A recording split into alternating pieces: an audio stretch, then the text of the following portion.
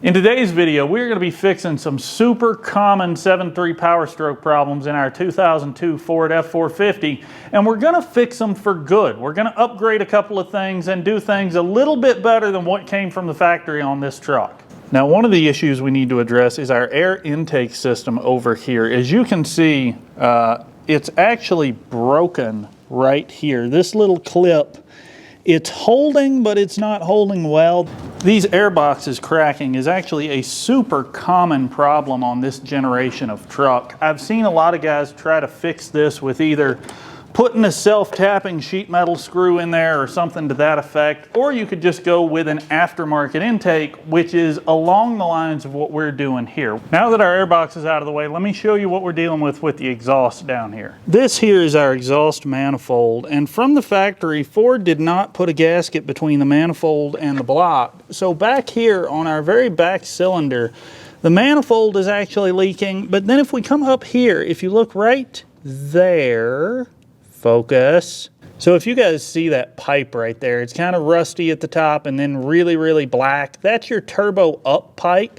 When Ford built these trucks, they used a donut style gasket on those pipes. They all leak. There's a permanent fix for that, which is what we're going to be putting in. But before we put it in, we gotta get the old ones out. And since my manifolds are leaking, we're going to pull those off too. And this can be a little bit of a project.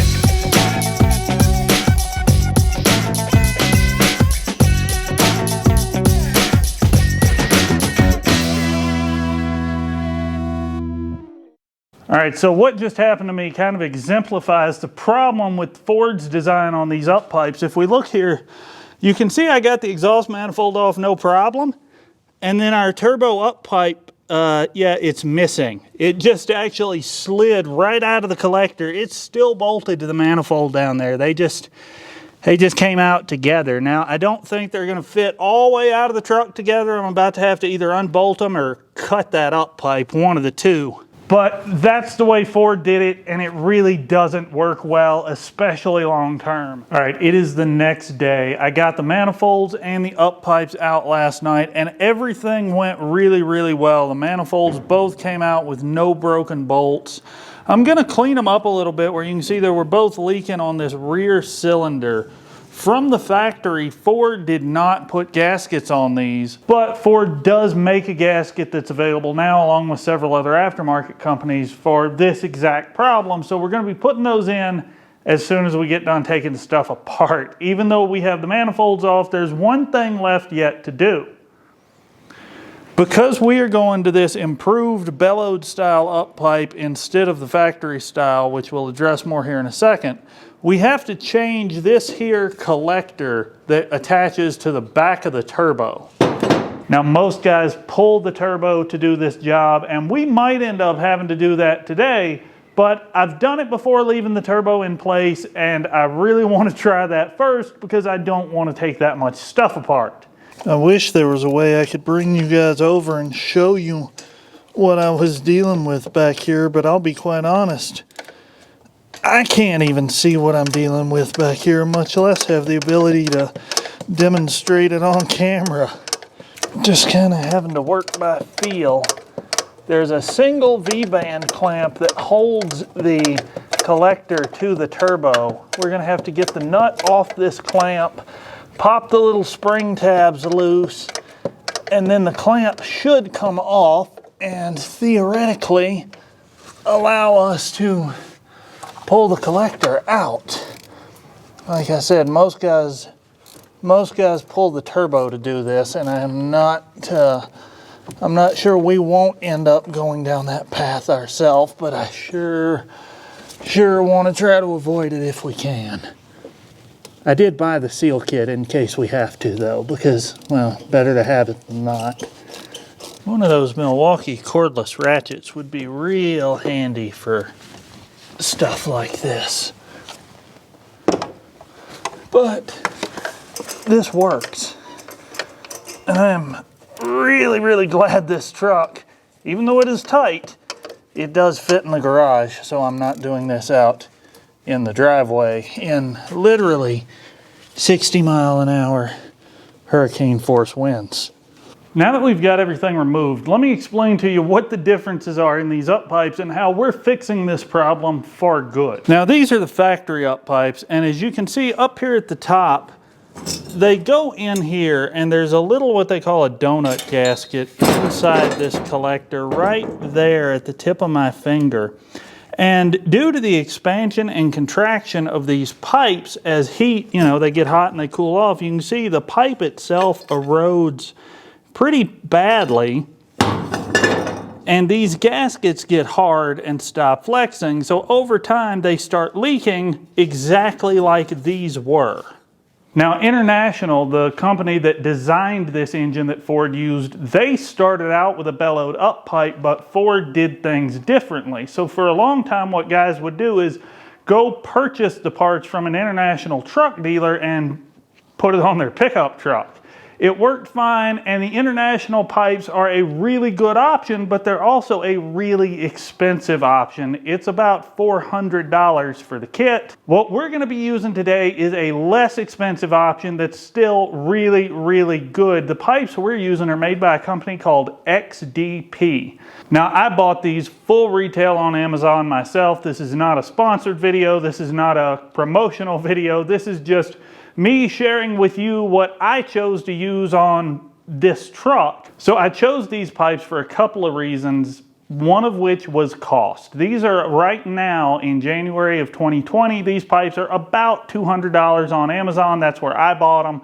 I'll put a link down in the description for you guys that may want these pipes to do this job yourself. If you buy through that link, Amazon does give the channel a small commission to say thank you to us for sending you over there, but it doesn't cost you anything extra. So it's a way you can support the channel without really spending anything out of pocket. Now these are not the least expensive bellowed up pipes you can get. There are some offshore made ones on Amazon and some other ones floating around for anywhere between $50 and $100 per pair. You get what you pay for. This job is kind of a hassle to do, and I didn't want to risk having to do it more than once. These XDP pipes, while they're not the most expensive, they do have consistently good reviews from a lot of people over a long time. We're going to wrap these up pipes in this DEI header wrap here. I bought this on Amazon. I'll link to it down in the description also if you guys want to give it a shot. But this should help these up pipes retain heat a little more, which will aid performance just ever so slightly. And they should make it a little bit quieter. Again, it's not going to make a gigantic difference, I don't expect, but it will help. I like quiet, so we're going to give this a shot. Be forewarned, I've read a lot of reviews that say the little stainless steel zip ties that come in these header wrap kits don't hold up. Most people put some hose clamps on there as well. That's what I'm going to do today. So let's get these pipes wrapped and start putting the truck back together. Okay, so we got our up pipes wrapped. We got our new collector here, and I went ahead and sprayed the actual V-band area where that clamp goes. I sprayed that with anti-seize. I also did all our bolts, our clamp. Pretty much everything within 50 yards has anti-seize on it now, so we're ready to put this back together, and this is going to be the fun part. Getting the turbo collector onto the back of the turbo shouldn't be too bad, I hope. How did this even get stuck over here?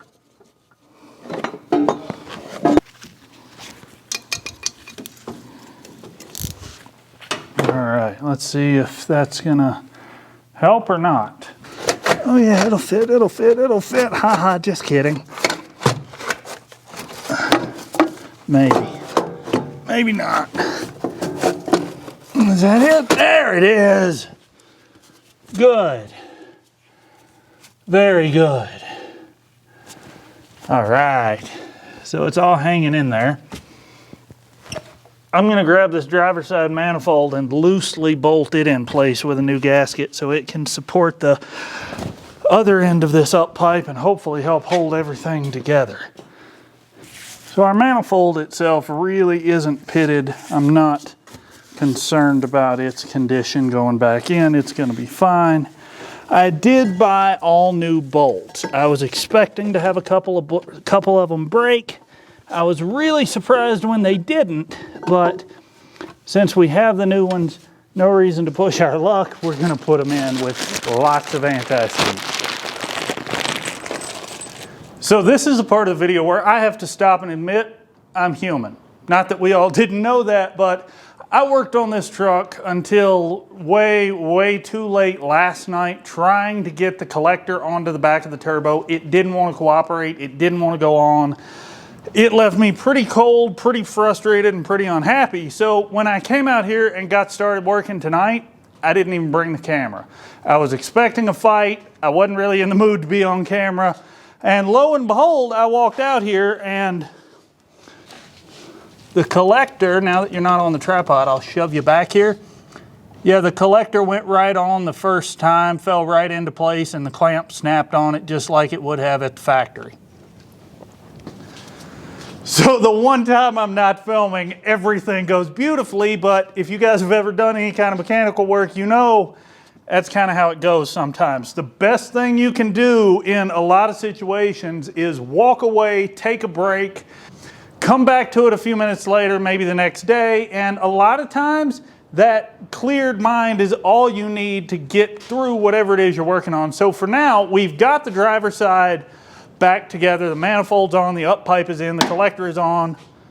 I just smacked the fender with a flashlight. Don't do that. Do buy one of these Streamlight flashlights. This is a Streamlight dually.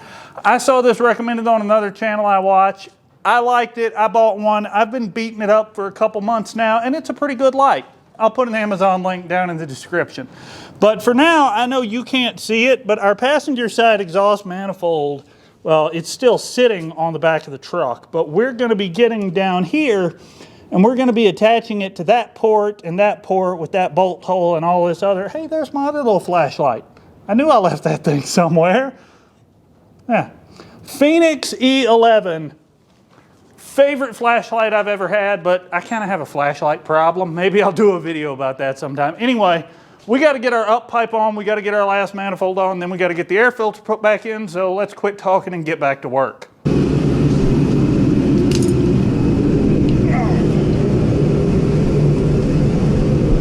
don't want to take that off though. I might have to, but I'm really going to try to avoid it.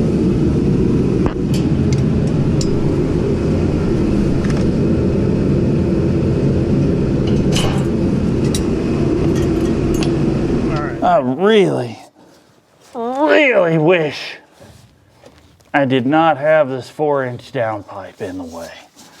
I've tried to take it loose, but it is stuck hard in the rest of this exhaust, and she is not going to come apart without a fight. I keep saying this ain't a bad job, this ain't a bad job, this ain't a bad job, but at this point, I don't know if I'm trying to convince you or me.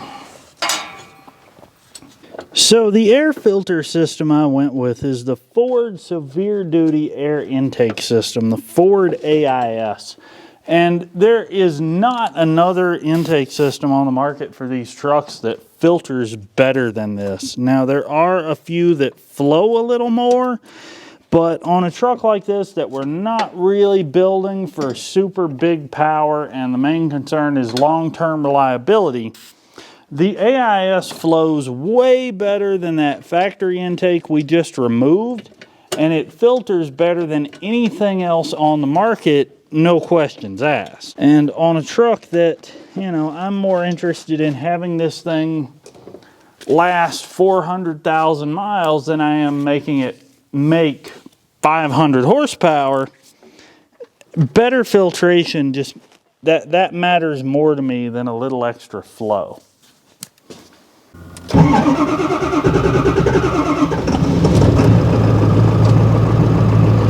The intake is a lot quieter. We no longer have that little bit of a tick from those leaking exhaust manifolds.